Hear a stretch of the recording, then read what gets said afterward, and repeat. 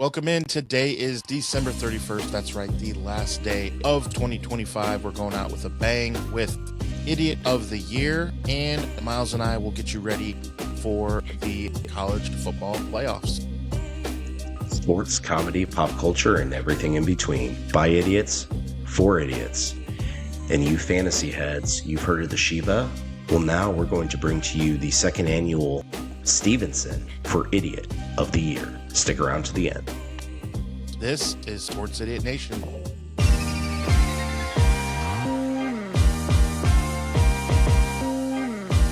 Sports, comedy, pop culture, and everything in between. Welcome back, sinners. This is Season 2 of Sports Idiot Nation. That's right. It is a Wednesday, the last day of 2025. So we will get to Idiot of the Year. We got plenty to talk about. First, we do have to get into college foosball. We got football and, man, 4 really good games. We're going to go over all of them, get you guys ready.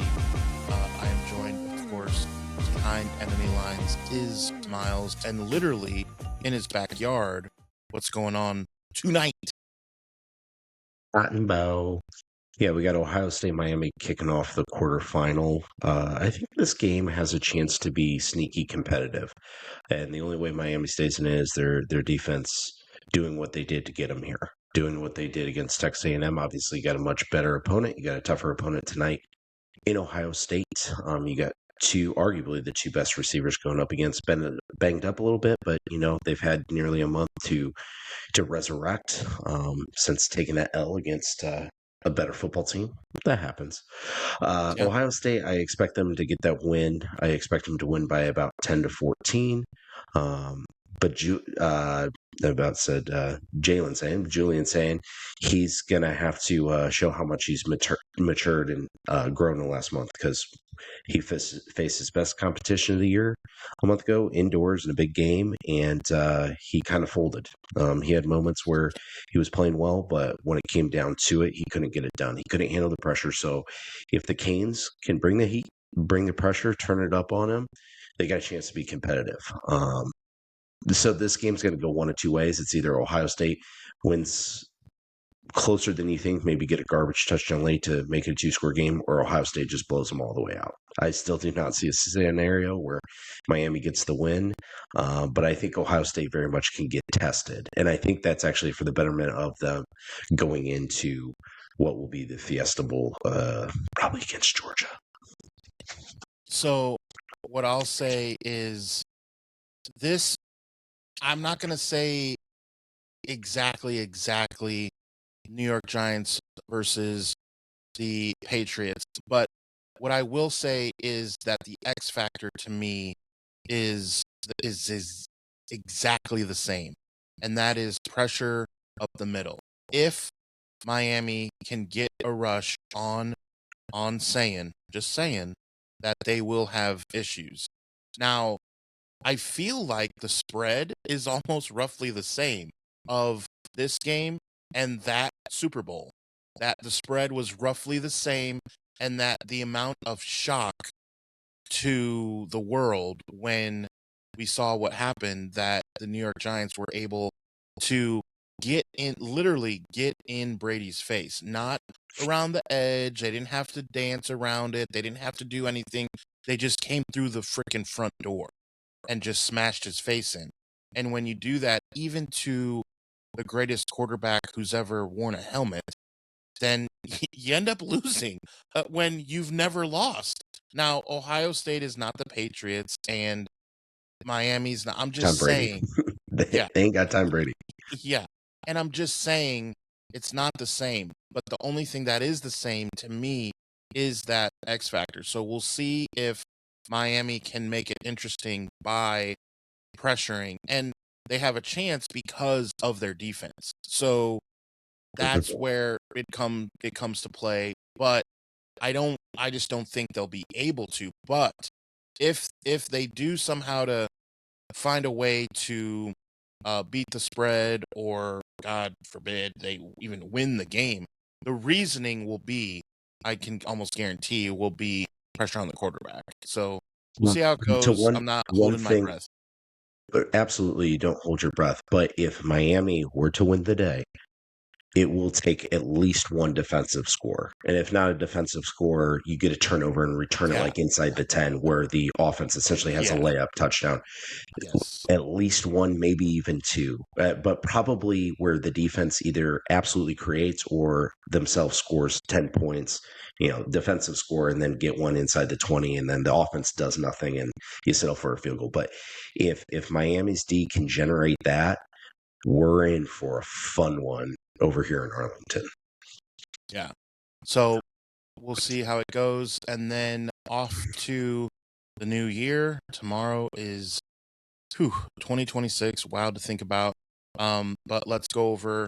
So the next game then at noon Eastern time.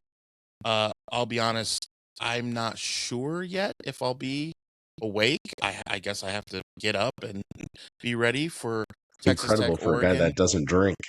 I know, but I think I'm going to be out. I'm just going to be out late, and I'm not as young as I used to be. So getting home at 3 or 4 in the morning, I need my good 9 hours.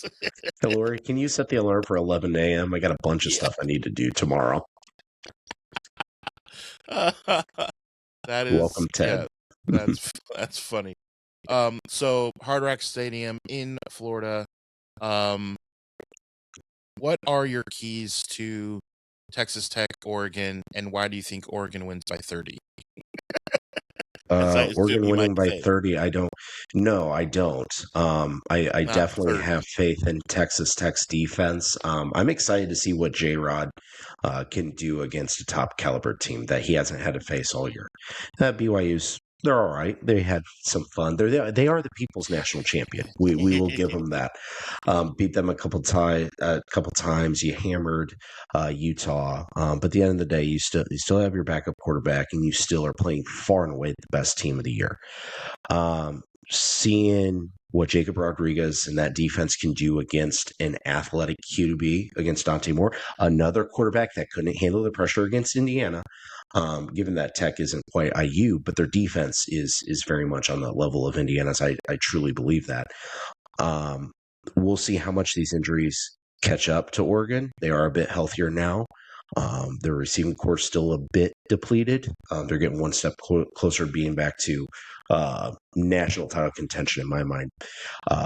But can Rodriguez anchor that defense enough to fluster Dante Moore enough that he continues to make mistakes in those big time moments? It wasn't just against IU. There were a couple other times even against Washington, USC in those games that they figured out a way to win, that the game was in peril because Dante Moore played outside of himself. The kid's so athletic, he tries to do too much, and a lot of that comes down to the fact that he's playing shorthanded.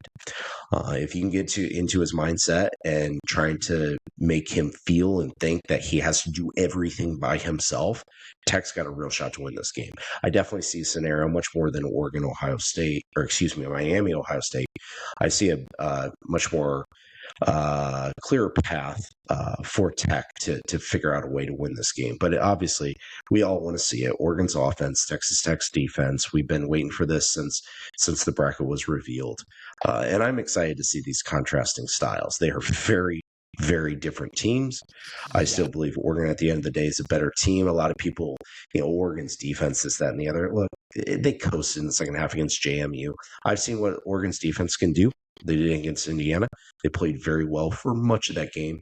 And I think at the end of the day, it's actually Oregon's defense that's going to do just enough to keep Tech down. Texas Tech will not score enough points to end up winning this game. I think this game ends up mid-20s, high teens for Tech, like a 27-17, maybe even 27-20 ball game in Oregon's favor. Yeah, I was looking at the schedule and we're talking Texas Tech, and in the game that they lost was such a weird game. They lost to an 8-4 Arizona State. Yeah, 8-4 Arizona State. And here are some of the stats from that game that I thought was interesting. First of all, Texas Tech only had 16 first downs and only 275 yards the entire game. And one of my favorite stats is time of possession. And they had the ball for 22 and some change, and Arizona State had it for 37. and some change, for dang near almost double. And if you're going to be a defensive team, that's all well and good, but you can't be on the field for that long. Your offense, that's what I'm wondering, is the matchup that people aren't thinking about is the reverse. I'm thinking about Oregon's defense against Texas Tech's offense, which I know no one's talking about, but that's what I'm looking at, because yes, that's the sexy matchup, is like you said, the contrasting styles. And yes, I am excited to see, like, okay, who wins out here, that defense or Oregon's offense? Yes, I am thinking that. But what I'm saying is that I wonder, with looking at a team's loss, we talked about IU. Yes, we know they obviously beat Oregon, but that was just, hey, they lost to an all-out better team. I don't think people will say that Arizona State was, this is the difference. See, I don't think not one person in Arizona will even say that Arizona was better than Texas Tech. Well, So it and was that just a was weird it was qualifier. their first game with their backup quarterback. So there was an element to that of why that game happened. And I think that game has such a massive asterisk around that. And that's nationally accepted, not just in the Big 12, but all over the country. Anyone that knows college football knows that that wasn't the Texas Tech team you can expect come playoff time. So kind of throw that game out the window. Yeah. But if you give Dante Moore the ball more than 35 minutes, you're fucked. You are Yeah. done. Yeah, there's no way. So they better come correct on that, and we'll see the offensive scheme or the defensive scheme. Normally, advantage offense, but we'll see. And You know that's the where it's count, like, you know the play. exactly. And just how many times, just like in the NBA, you see a guy just covered perfectly and just, gosh, you just, all right, you tip your cap. The guy made a great play. The ball went in. Like, sometimes good offense just beats good defense. So we'll see how that checks out. But we both have Oregon, push come Yeah. to shove is Oregon. All right, then let's jump to the keys for, I know who you want to win. I know who you think will win. I know all that. I'm not going to ask that.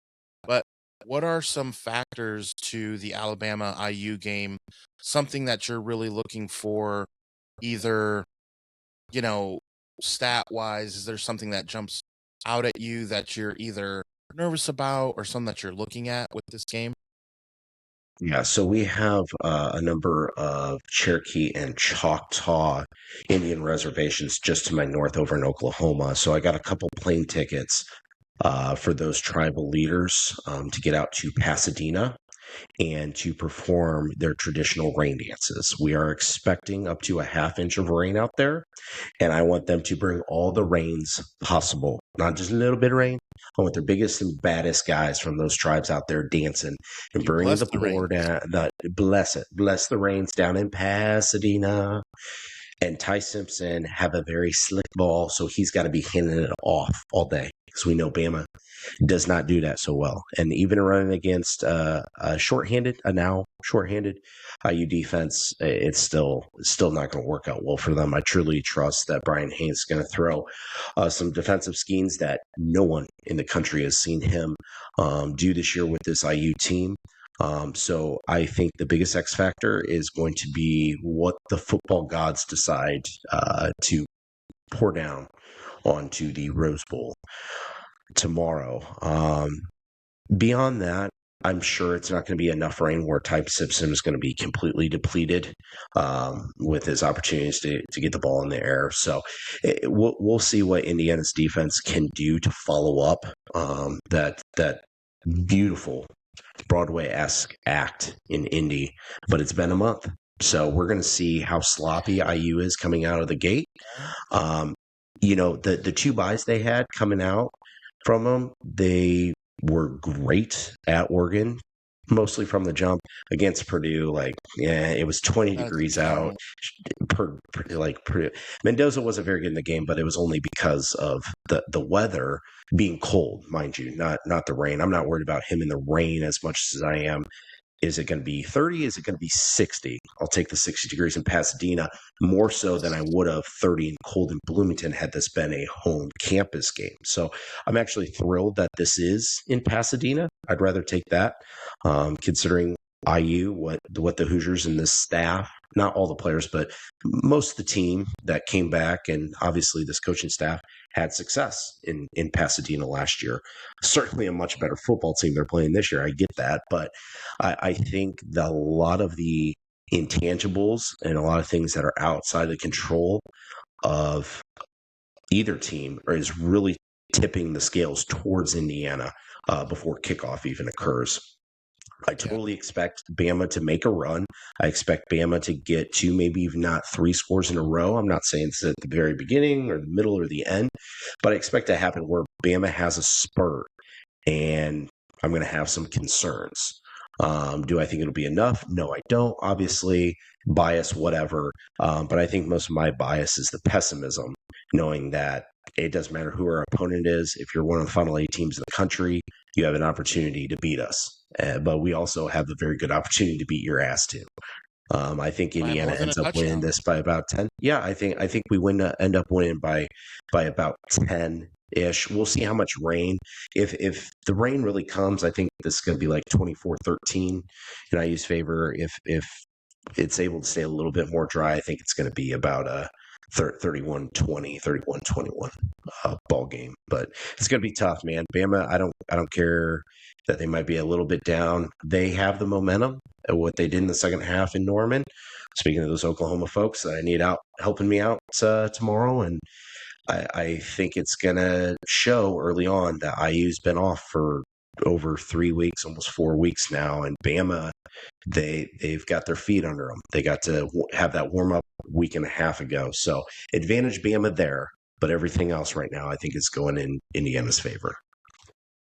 I don't know if they're going to be as rusty as you think, because what I would say is 3 words: Cignetti. I just don't think he's going to let.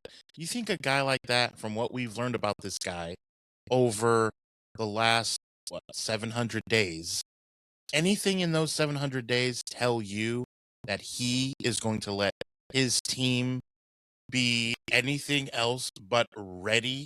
I mean, so I don't know. I wouldn't be surprised if there's a pump block or a special teams return or a big hit on defense to force a 3 and out for the Hoosiers. I would just be like, yeah, I called it. I think there could be a huge. Can I get an upgrade there from a 3 and out to a turnover in defensive territory, please? I'll take one of those, Alex. So I'm just saying, I would not be shocked at all, simply because of Curt Cignetti and how ready he has been for, out of 25 games or so, there's maybe two, and I only say 2 because those were L's, and where you could against say, better teams, flat out. Well, yeah, flat out, and they just didn't look, and they just didn't look as ready. And it's like, Ohio State, they kind of were like, whoa, we're at Ohio State. There was a little bit of that moment, and then I was in South Bend for the IU Notre Dame game last year, and same kind of deal. They closed out well, but it was tough sledding at first. Other than that, 2 games in 25 could you say where, and that was a long time ago. So I just think they might jump on them in the first quarter, and in the second half, that's where I do agree that, like, here comes Bama. Not enough to get the win, but Bama will not go quietly into the night, as they say. I don't think they will go quietly, but I think they will go with 4 losses. They will go home, which, that's crazy. That Alabama will have 4 losses. Again, as they did last year. Yeah, and they like their guy. He saved the season by beating Oklahoma. So we'll see. From there. Former Hoosier. All right, let's jump to, man, I'm glad it's the 8 o'clock like night game. I know, you'd like to have IU in there, but Georgia Ole Miss to me is the best. I mean, Oregon Texas Tech is definitely that intriguing because they're so close, the 4 versus 5, and like just what we were talking about. But I just think, man, Georgia Ole Miss, there's so much. First of all, I hate to admit this.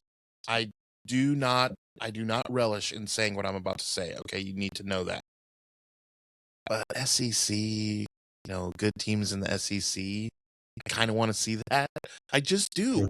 Like, don't come at me. I'm not ever gonna say that I love the SEC, but I get it. I get that if you have two really, really good teams from the SEC, You got to say the line. You got to say the line. It just means more. nope, I'm not Do doing the that line. on purpose. Do the On line. purpose. On purpose, thank you. Um, so I will admit that I am intrigued. So sue me. I don't have any money. You're not getting any. So you can sue me all day long. But and here's what it is. I think most Americans agree. They just won't get on a podcast and admit it.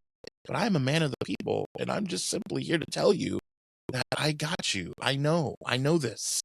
So I'm excited for the game. All right? Crucify me. Go ahead.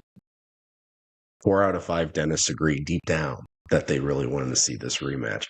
I am more pissed than ever that Lane Kiffin left because before that all went down, I had been looking for a Georgia Ole Miss rematch because that game was fun as hell earlier this year. A lot of points scored, and I still anticipate the same, but Georgia is clicking on all cylinders, and Ole Miss, it's like, I don't know what they're going to do. Cool, you body bagged Tulane. Anyone else in this playoff from the Big Ten or the SEC would have done the exact same thing. Doesn't mean a lot. Cool, you got your playoff win for the first time in program history. It's a cool story that your coordinator, who's probably going to end up going to LSU as well, gets the dub. I mean, oh yeah, we're going to just name him permanent head coach now because that's going to give us some continuity so all of our recruits don't leave. Yeah, they're probably still going to go to LSU anyway. So it's a mess right now for Ole Miss, and a lot of it's not their fault. It's the NCAA, and honestly, really, a lot of it's not Lane Kiffin's fault either. It's the NCAA's fault for having the portal open when it does. You need to wait and need to make it like the good old days. Don't have your actual, your commitment day, your final signing day until February, and don't open the portal until the national title game's played. You morons. We'll see if they take a look at that here in the coming years, but whatever makes them money because it's all about the dollar signs and even more so than ever. But that really screwed an opportunity like this Sugar Bowl, which I think could go down historically being, for one, it's two SEC teams. I mean, the Sugar Bowl and the SEC synonymous. When you think of one, you think of the other, especially when it comes to postseason play. And now the fact that we actually get two teams in there, man, in my mind, before all this went down with Lane Kiffin, to me, Georgia and Ole Miss were the two best teams in the SEC. And I thought there was a gap even before Texas A&M lost. I thought there was a gap between Ole Miss and Texas A&M. The players are still there. Most of the coaches are still there, but it matters having Lane Kiffin there, and he's not there. So to a degree, it diminishes what this could have been.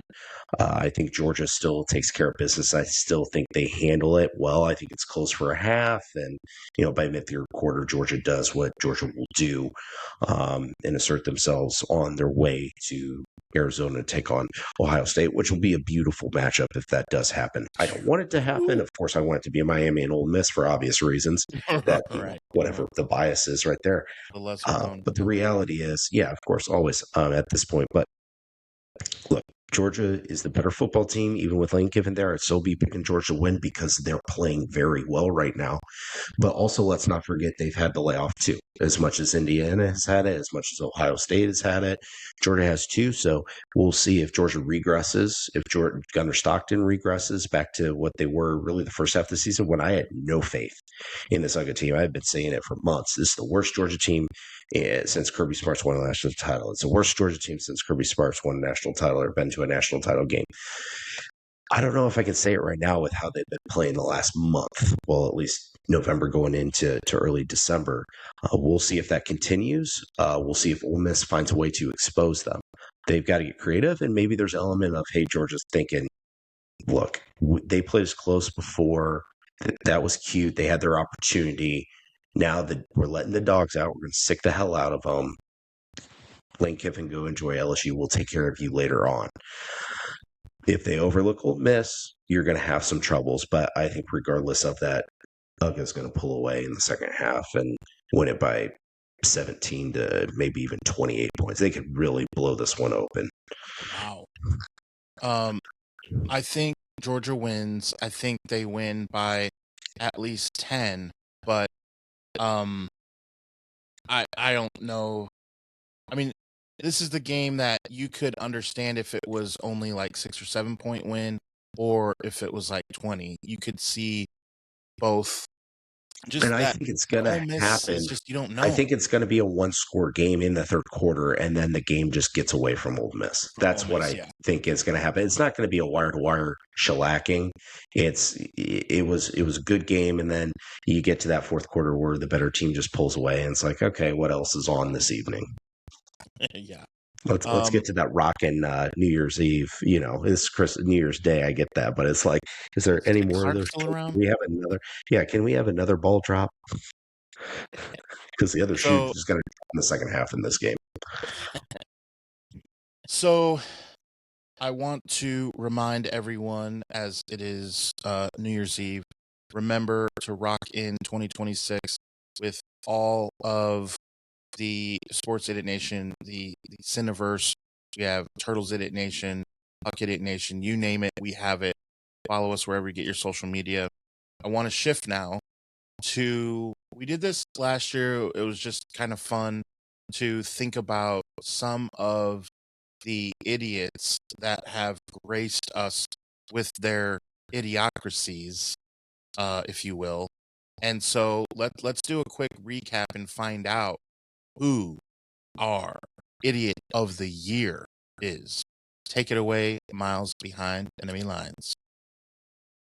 The second annual Idiot of the Year nominees are Sharon Moore, former Michigan head coach, he decided to put his nose and his second head somewhere else, having an inappropriate relationship with probably multiple women that were not his wife, maybe a loving father of a couple of daughters, and maybe formerly husband. We'll see on that end.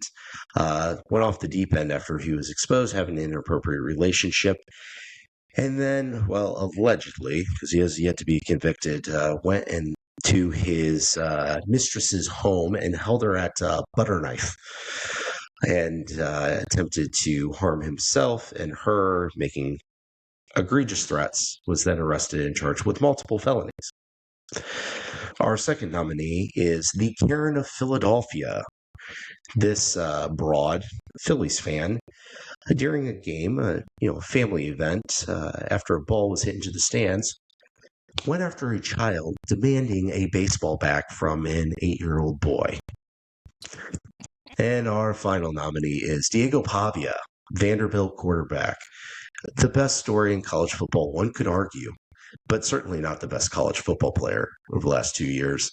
After coming a distant second to the best quarterback in college football, he decided to go meandering the rest of the evening, getting hammered drunk with his brothers and other members of the mafia, and decided to tell all the voters to go F themselves. And why not just throw in a sign saying F Indiana, just because Fernando Mendoza won the Heisman. And, guess what? You're not in the playoffs. You're not even going to face Indiana anyways. This year's winner of the second Stevenson is Sharon Moore. Who could have seen this one coming? Sharon Moore, this is his first nomination and first win for the Stevenson. Reminding all you head coaches out there, if you're going to be married, well, just sleep with that woman. Diego Pavia now coming in second place for a second time. You can tell us to go F ourselves. Well, guess what? Because you're not the idiot of the year. I like what you did there. I did not see. I saw that coming and somehow did not see that coming at the same time, which only can be pulled off by a 1 miles behind enemy lines. Reminder, new episodes of Sports City Nation come to you every Monday, Wednesday, Friday, which means see you next year. Thank you for watching this episode of Sports Idiot Nation. Remember, we are on all social media and on YouTube, and the podcast can be found on Spotify and Apple Podcast. Remember, new episodes are every Monday, Wednesday, and Friday. And remember, because you watch Sports Idiot Nation, you would be the smartest idiot in the whole world.